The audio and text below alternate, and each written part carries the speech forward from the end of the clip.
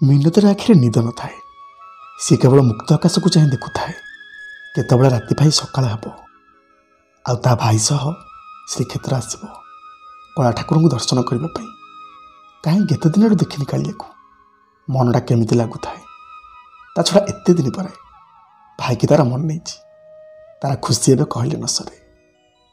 ଭାଇଟା ମଧ୍ୟ ଭାବୁଥାଏ, ଠାକୁରେ ସତରେ ଅନେକ ଦିନ ହେଇଗଲାଣି କର୍ମମୟ ଜୀବନ ଭିତରେ ତୁମକୁ ଭୁଲି ଯାଇଛି।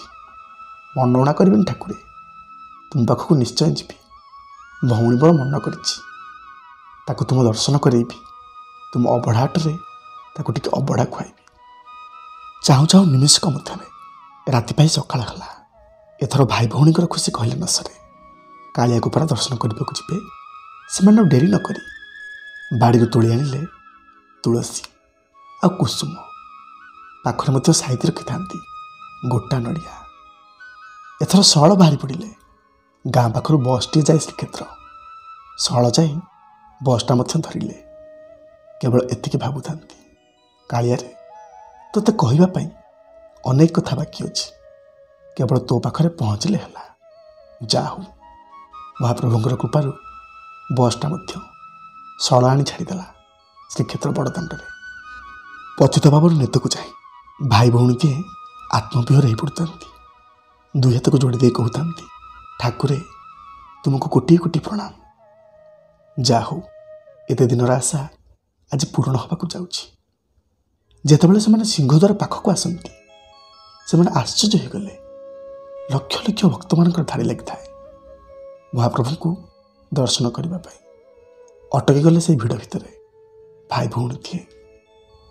ଏପଟେ ପୋଲିସ କର୍ମଚାରୀମାନେ ମଧ୍ୟ ଜଣକ ପରେ ଜଣେ ଭକ୍ତଙ୍କୁ ଛାଡ଼ୁଛନ୍ତି ଭିତରକୁ, କେମିତି ବିଶୃଙ୍ଖଳା ନ ହେବ। ହେଲେ କ'ଣ ବା ହେବ?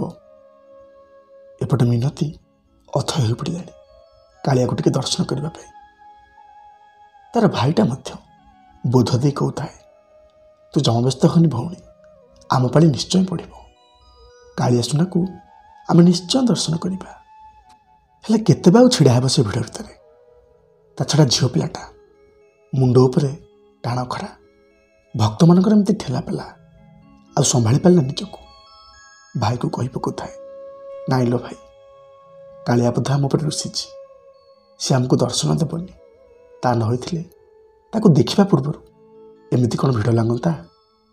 ଏତିକି କହି ମିନତି ଯେତେବେଳେ ଭେଁ ଭେଁ କାନ୍ଦୁଛି, ଭାଇଟା ଆଉ ସମ୍ଭାଳି ପାରିଲା ନିଜକୁ। ମିନତିକୁ ଭିଡ଼ି ନେଲା ସେଇ ଭିଡ଼ ଭିତରୁ ଆଉ କହୁଥାଏ, ଆସେ ଭଉଣୀ, ତାକୁ ଦେଖିବା ଆମର ଦରକାର ନାହିଁ। ହଁ, ସିଏ ଆମ ଉପରେ ରୁଷିଛି। ସିଏ ବା କାହିଁ ଆମକୁ ଦର୍ଶନ ଦେବ?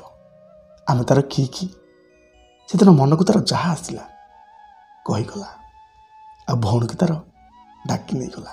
ହେଲେ ଏପଟେ ମିନତିର ମନ କିନ୍ତୁ ବୁଝୁନଥାଏ। ସେ ଭାବୁଥାଏ, କାଳିଆରେ ଏସବୁ କ'ଣ ହେଇଗଲା?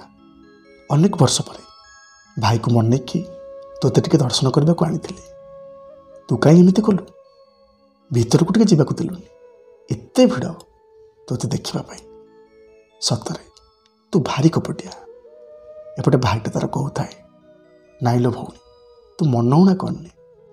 କାଳିଆକୁ ସିନା ଦର୍ଶନ କରିପାରିଲେନି, ତୁ ମୋ ସହ ଚାଲ, ମୁଁ ତୋତେ ସମୁଦ୍ର କୂଳକୁ ନେଇଯିବି। ସିଆଡ଼େ ବୁଲିବା, ମଜାମସ୍ତି କରିବା, ଘରକୁ ଚାଲିଯିବା, ତାକୁ ନ ଦେଖିଲେ ନାହିଁ। ଏତିକି କହି ଭାଇ ଭଉଣୀଟି ଗାଡ଼ିଟିଏ ଧରି ସମୁଦ୍ର କୂଳ ଆଡ଼କୁ ଗଲେ। ଏପଟେ ସମୁଦ୍ର କୂଳରେ ମଧ୍ୟ ଲୋକମାନଙ୍କର ଭିଡ଼ ଜମିଥାଏ। ଲୋକମାନେ ମନ ଖୁସିରେ ଲହଡ଼ା ଭାଙ୍ଗୁଥାନ୍ତି, କେତେ ମଜାମସ୍ତି କରୁଥାନ୍ତି। ହେଲେ ସେଦିନ ସମୁଦ୍ରର ସେ ନୀଳ ଢେଉକୁ ଦେଖି ଅଟକିଗଲା ମିନତିର ଭାଇ। ତାର ମନେ ପଡ଼ିଯାଉଥାଏ ସବୁକିଛି ପୁରୁଣା କଥା। ଭାବୁଥାଏ, ସତରେ ବାପା ମୋର ଥିଲାବେଳେ କେତେ ଆସୁଥିଲି କାଳିଆକୁ ଦର୍ଶନ କରିବା ପାଇଁ, ବାପାଙ୍କର କାନ୍ଧରେ ବସି। ଆଉ ସେ ଭାଗ୍ୟ ନାହିଁ। ପାଖରେ ମୋର ବାପା ନାହାନ୍ତି, କି ମା' ମଧ୍ୟ ନାହିଁ। କାଳିଆ ଦର୍ଶନ ସାରି ବାପା ନେଇ ଆସନ୍ତି ଏଇ ସମୁଦ୍ର କୂଳକୁ ଲହଡ଼ା ଭାଙ୍ଗିବା ପାଇଁ। କେତେ ମଜା କରେ। ହେଲେ କ'ଣ ଆଉ ହେବ, ଦୈବ ତାହା ମଧ୍ୟ ଛଡ଼ାଇ ନେଇଛି। ମିନତିର ଭାଇ ସେଦିନ ସେ ନୀଳ ସମୁଦ୍ରକୁ ଯାଇ ଭୋ ଭୋଇ କାନ୍ଦୁଥାଏ। ମିନତି ଲୁହ ପୋଛି ଦେଇ କହିଲା, ଭାଇ ତୁ କାହିଁ କାନ୍ଦୁଛୁ? ତୁ ପରା ମୋତେ କହିଥିଲୁ ବାପା ବୋଉ ନଥିଲେ କ'ଣ ହେଲା, କାଳିଆ ଅଛି, ସିଏ ଆମର ସବୁ କିଛି। ଭାଇ କିନ୍ତୁ ପୁଣି କହୁଥାଏ, ନାଇଁ ଲୋ ଭଉଣୀ, ଯାହାକୁ ଭରସା କରିଥିଲୁ ସିଏ ତ ଆଜି ଦର୍ଶନ ଟିକେ ଦେଲାନି, ଆମ ଉପରେ ରୁଷିଛି। ସେ କେତେ ଆଶା ନେଇ ଘରୁ ଆସିଥିଲି, କାଳିଆକୁ ଟିକେ ଦେଖିଥାନ୍ତି, ମନ କଥା ମୋର ଜଣେଇଥାନ୍ତି, ଆଉ ତାର ଅଭଡ଼ା ହାଟରେ ଅଭଡ଼ା ଟିକେ ଖାଇଥାନ୍ତି। ସବୁ ଆଶା ମୋର ଆଶାରେ ରହିଗଲା। ନା ତୁ ଦେଖିପାରିଲୁ ନା ମୁଁ ଦେଖିପାରିଲି। ଭାଇ ଭଉଣୀ ଦିଏ ସେ ସମୁଦ୍ର ବାଲିରେ ଭେଁ ଭେଁ କାନ୍ଦୁଥାନ୍ତି। ଏପଟେ ଖରାଟା ମଧ୍ୟ ଭାରି ଜୋରରେ ହେଉଥାଏ। ହେଲେ ଏତିକି ବେଳେ ତାଙ୍କରି ପଛରେ ଧାଇଁଥାନ୍ତି ଜଣେ ବ୍ରାହ୍ମଣ ଗୋସାଇଁ। ସେ ପୁଣି ଖାଲି ପାଦରେ ଆସିଥାନ୍ତି। ପାଦଟା ଯେମିତି ତତଲା ବାଲିରେ ଜଳି ଯାଉଥାଏ। ସେ ପାଖରେ ପହଞ୍ଚି କୁହନ୍ତି, କିରେ ପିଲେ, କାହିଁ ଚାଲି ଆସିଲ ଭିଡ଼ ଭାଙ୍ଗିକି? ତୁମର କ'ଣ ପାଳି ପଡ଼ିନଥାନ୍ତା? ଭାଇଟା କହୁଥାଏ, ତମେ ଆଉ ସେ କଥା କୁହନି। ଭଉଣୀ ମୋର କାନ୍ଦି ପକାଇଲା। ଏତେ ଭିଡ଼, ପୁଣି ଉପରେ ଏତେ ଖରା। ତା ଛଡ଼ା ତମେ କିଏ? ଆମେ ତ ତୁମକୁ ଜାଣିନୁ। ଆମେ ସେ ଭିଡ଼ ଭିତରେ ଥିଲୁ ବୋଲି ତୁମେ କେମିତି ଜାଣିଲ? ବ୍ରାହ୍ମଣ ଗୋସାଇଁ ଜଣକ କହୁଥାନ୍ତି, କିରେ ପିଲେ, ଜାଣିପାରିବିନି? ବାପା ତୋର ଥିଲାବେଳେ ଅନେକ ଥର ଆସନ୍ତି ଦର୍ଶନ କରିବା ପାଇଁ। ତାଙ୍କରି ସାଙ୍ଗରେ ତୁ ଆସିଥାଉ। ଛାଡ଼ ସେସବୁ କଥା। ସକାଳୁ ପହରୁ ତମେ ଆସିଲଣି, ଦର୍ଶନ ସିନା ମିଳିଲାନି, ନିଅ ଖାଇନିଅ। ଏତିକି କହି ସେଦିନ ବ୍ରାହ୍ମଣ ଗୋସାଇଁ ତାଙ୍କ ଗଣ୍ଠିଲି ଭିତରୁ ଅବଢ଼ା ଅନ୍ନର ପୁଡ଼ିଆଟିଏ ଦେଲେ। ଅବଢ଼ା ଅନ୍ନକୁ ଦେଖି ଛୁଆ ଦିଟାଙ୍କର ମନ ଭାରି ଖୁସି ହେଇଗଲା।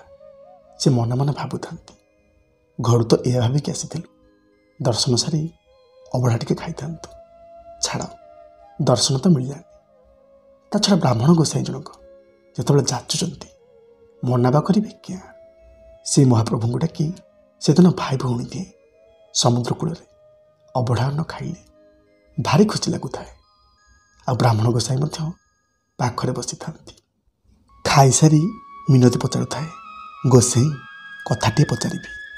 କାଳିଆ ସୁନାକୁ ମୋର ଅନେକ ଦିନ ହେଲା ଦେଖିନି, ତା ପାଖକୁ କେବେ ଯାଇନି, କହିବ କି ସେ କେମିତି ଅଛି?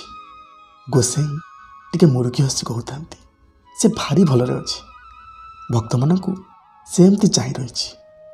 ଝିଅଟି ପୁଣି ପଚାରୁଥାଏ, ହେଲେ ଗୋସାଇଁ, ଆମେ କ'ଣ ତାର ଭକ୍ତ ନୁହଁ? ସେ କାହିଁ ଆମକୁ ଦର୍ଶନ ଦେଲାନି? ଏମିତି ଭିଡ଼ ହେଇଛି, ପୁଣି ଆମେ ତା ଭିତରକୁ ଯାଇପାରିଲୁନି। କୁହ ଗୋସାଇଁ, ସେ କ'ଣ ଆମ ଉପରେ ରୁଷିଛି?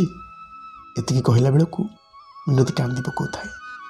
ଆଉ ବ୍ରାହ୍ମଣ ଗୋସାଇଁ ଜଣକ ଲୁହ ପୋଛି ଦେଇ କହିଲେ, ନାଇଁ ଲୋ ମା, ନା ସେ କାହା ଉପରେ ରାଗିଛି ନା ରାଗିବ। ଭକ୍ତ ହେଉଛନ୍ତି ତାର ଜୀବନ। ସେ ଭକ୍ତମାନଙ୍କୁ ଭାରି ଭଲ ପାଏ। ଜାଣିଛୁ ମା, ଭକ୍ତମାନେ ଯେତେବେଳେ ଆଖିରୁ ଲୁହ କଢ଼ାନ୍ତି ନା, କାଳିଆ କେବେ ସହିପାରେନି, ସିଏ ମଧ୍ୟ କାନ୍ଦେ। ଦେଖିବୁ, ଥାଉ ଗୋସାଇଁ, ତାର ତ ଦର୍ଶନ ମିଳିଲାନି, ସେ କାନ୍ଦୁଛି ବା କେମିତି ଦେଖିବି, ସହିପାରିବିନି। ଥାଉ, ମୋ କଳା ଠାକୁର ସେମିତି ହସୁଥାନ୍ତୁ। ଆମେ ବା ଆସୁଛୁ ଗୋସାଇଁ, ଆମର ତ ଡେରି ହେଲାଣି। ଏପଟେ ଭାଇ ତାର କହୁଥାଏ, ହେଲେ ଗୋସାଇଁ, ତୁମେ ତ ଆମକୁ ଅବଢ଼ା ଅନ୍ନ ଖୁଆଇଲ, ତା ବାବଦକୁ ଦକ୍ଷିଣା ନେବନି କି? ବ୍ରାହ୍ମଣ ଗୋସାଇଁ କହୁଥାନ୍ତି, ନାଇଁ, ଦକ୍ଷିଣା ମୋର କିଛି ଦରକାର ନାହିଁ, ହେଲେ ତୁମେ କିନ୍ତୁ ପ୍ରତିବର୍ଷ ଏମିତି ଆସୁଥାଅ ଦର୍ଶନ କରିବା ପାଇଁ, କ'ଣ କହୁଛ? ପୁଣି ଭାଇ ଭଉଣୀ କହୁଥାନ୍ତି, ଗୋସାଇଁ, ବାପା ଥିଲେ ତୁମକୁ ଜାଣିଥାନ୍ତି, ହେଲେ ଆମେ ତ ଜାଣିନୁ। ପୁଣି ଆସିଲା ବେଳେ ତୁମ ସହ କେମିତି ଭେଟ ହେବ? ତୁମ ନାଁ କ'ଣ? ତୁମ ଠିକଣା କ'ଣ? ଗୋସାଇଁ ତାଙ୍କ ବ୍ୟାଗ୍ରୁ ମହାପ୍ରଭୁଙ୍କର ଦିବ୍ୟ ମୂର୍ତ୍ତିଟିଏ ଦେଲେ, ଆଉ କହିଲେ, ଏଇ ମୂର୍ତ୍ତିଟାକୁ ଯେଉଁଠି ଦେଖେଇଦେବ ସିଏ ମୋର ଠିକଣା ଜଣାଇଦେବେ, ମୁଁ ଏବେ ଆସୁଛି। ଏତିକି କହି ସେଦିନ ସେ ସମୁଦ୍ର କୂଳରୁ କୁଆଡ଼େ ଯେ ଚାଲିଗଲେ ସେ ବ୍ରାହ୍ମଣ ଗୋସାଇଁ। ଭାଇ ଭଉଣୀ ଆଉ ପାଇଲେନି। ମହାପ୍ରଭୁଙ୍କର ସେ ଦିବ୍ୟ ମୂର୍ତ୍ତିକୁ ଧରି ଭାଇ ଭଉଣୀଟିଏ ଘରମୁହାଁ ହେଲେ। ଯେତେବେଳେ ଗାଁରେ ଆସି ପହଞ୍ଚନ୍ତି, ଗାଁ ମନ୍ଦିରର ପୂଜକ ଆସି କହୁଥାନ୍ତି, କିରେ ପିଲେ, ସକାଳୁ ପହରୁ ଯାଇଛ, ଆଜି ଦୋକାନ ବି ଖୋଲିନ, କାଳିଆର ଦର୍ଶନ ମିଳିଲା?